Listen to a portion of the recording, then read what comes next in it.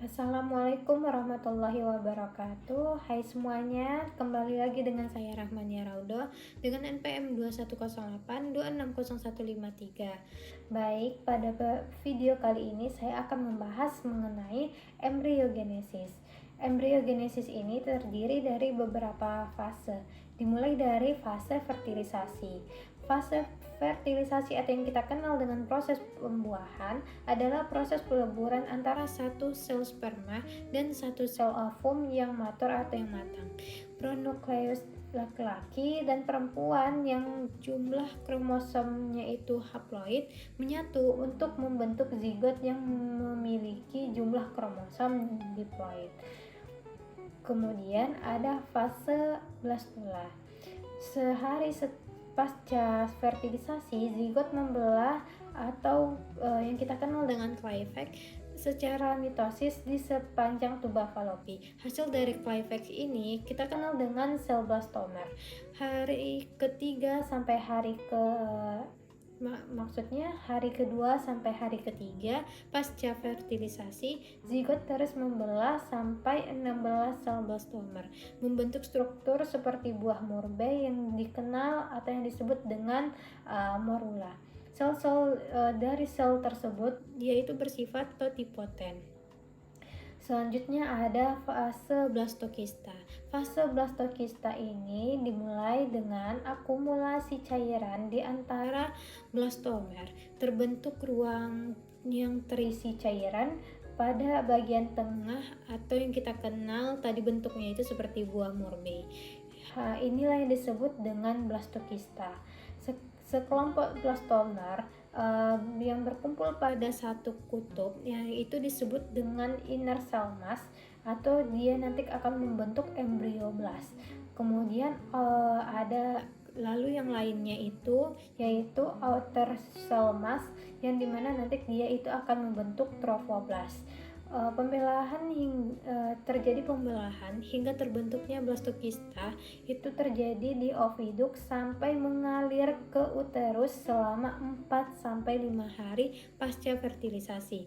Blastokista ini mulai menempel atau yang kita kenal dengan proses implantasi pada dinding uterus atau yang kita kenal dengan endometrium saat hari ke-6 pasca fertilisasi, dan proses implantasi ini lengkap pada hari 12 pasca fertilisasi.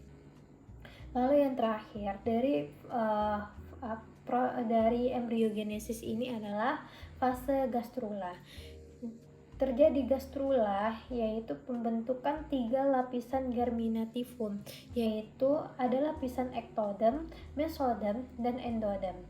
Gastrula diawali dengan pembentukan primitif strik atau yang kita kenal dengan garis primitif pada epiblast yang terlihat jelas pada hari ke-15 sampai hari ke-16 pasca fertilisasi. Muncul lapisan baru di antara epiblast dan hipoblast yang dimana ini terjadi di invaginasi pada yang mana nanti akan membentuk mesodem dan endodem.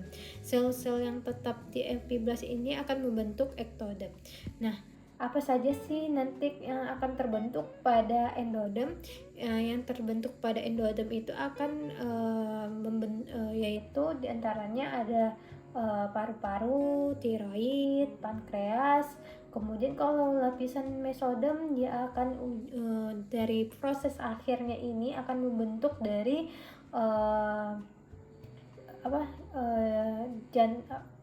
otot jantung, kemudian otot tubuh, sel darah seperti sel darah merah, dan juga jaringan ikat dan otot lainnya. Kemudian kalau endodem atau lapisan dalam nanti dia akan membentuk ektodem atau lapisan luar, dia akan membentuk akhirnya itu yaitu lapisan dari kulit seperti epidermis, kemudian saraf atau neuron dari otak, kemudian dan juga sel-sel pigmen pada kulit. Baik, ini referensi yang saya gunakan dalam acuan mind map dalam video ini. Semoga video ini bermanfaat dan sampai jumpa pada video selanjutnya. Wassalamualaikum warahmatullahi wabarakatuh. Bye bye.